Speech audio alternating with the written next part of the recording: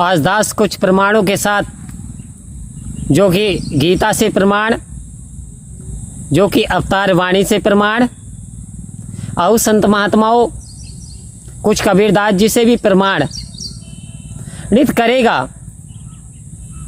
कि जीवन भर किया गया कार्य, जीवन भर किए गए कर्म, जीवन भर की गई भक्ति भी कभी कभी निष्फल हो जाती है, कभी कभी।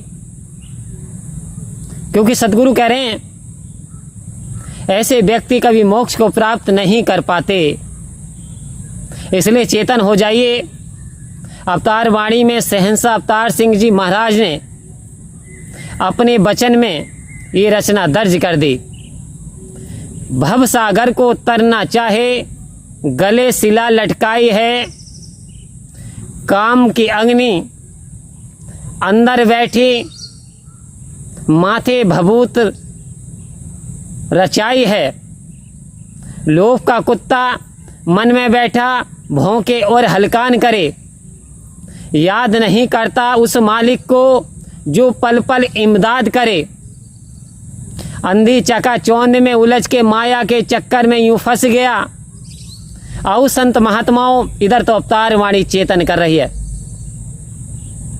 कह रहे ऐसे व्यक्ति चाहे कितने भी धर्मी हो, कितना पठन पाठ करते हो, कितनी कथा सुनाते हो, कितने अच्छे अच्छे काम करते हो, लेकिन यदि मन में काम की वासना रमी हुई है, मन में काम की अग्नि जल रही है, प्रज्वलित हो रही है, मन शांत नहीं हुआ, मन में क्रोध की भावना है।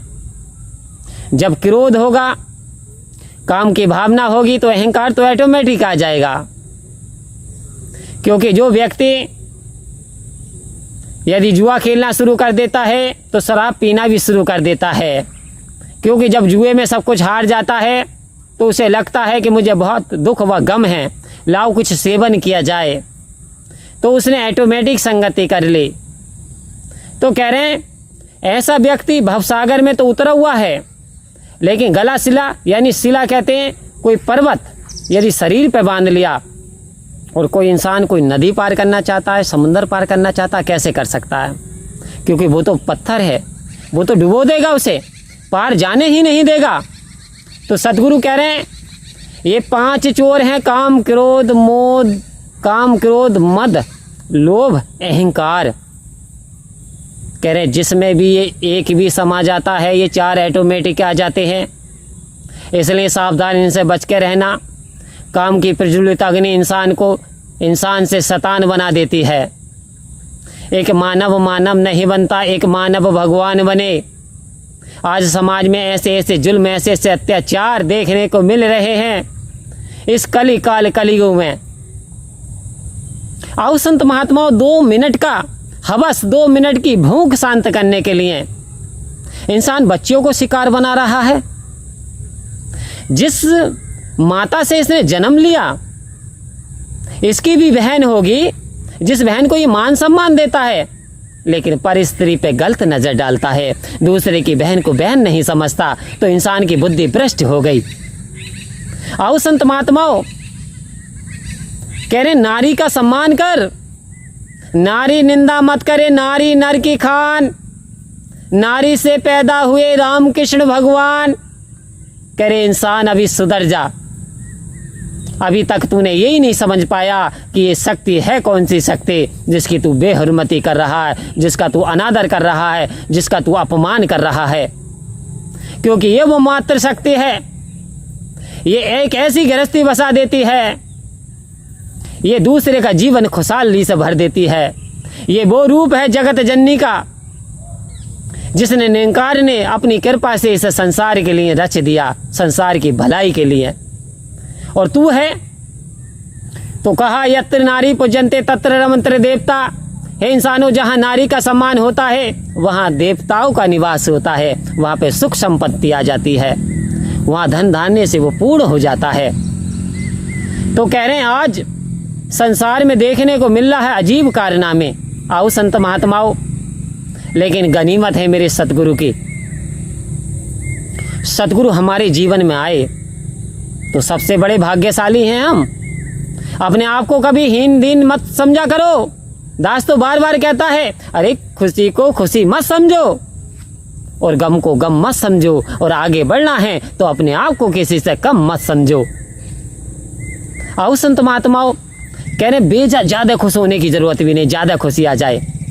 सदगुरु बाबा हरदेव सिंह जी महाराज एक ही बात किया करते थे, संत महात्माओं आप सुख के सागर के साथ जुड़ गए हो, और ये एक ऐसा सागर है जो कभी सूखता ही नहीं, जिसकी दया कभी कमी नहीं होती है। एक बार पुकार के तो देखो। तो इधर पुकारा है द्रौपदी ने लास्ट में, जब चीरहरण हो रहा है, जब ना पति साथ दे रहा, ना मंत्री ना संतरी, सबको पुकार के हार गई। तब कह रहे कहाँ जा छुपे हो ए प्यारे कन्हैया कन्हैया, कहाँ जा छुपे हो, अरे यहाँ लाज मेरी लुटी जा रही है। अब पुकार रहे हैं लास्ट में, यहाँ लाज मेरी लुटी जा रही है। तो कैसी कृपा हुई, नारी है या साड़ी की किनारी है। दुशासन खींचते खींचते हार गया, अधमरा हो गया, लेकिन वो वस्त्र ही समाप्त नहीं हो पाया। संत महात्माओं तो ये होती है प्रभु की असीम कृपा, बस आपको पुकारने की जरूरत है। तो कह रहे हैं भवसागर से पार यदि हम तैरना चाहते हैं तो सदगुरु के वचनों को सरमाथे से अपनाना होगा। हमें ना केवल वचन सुनने हैं, उन वचनों को श्रवण करके अपने अंदर आत्मसात भी करना होगा। क्योंकि इधर भगवान श्री कृष्ण अर्जुन को गीता में स्पष्ट संदेश दे रहे हैं। कह रहे हैं अर्जुन, जो मुझे जिस रूप में पूजता है मैं उस रूप में उसे फल देता हूँ।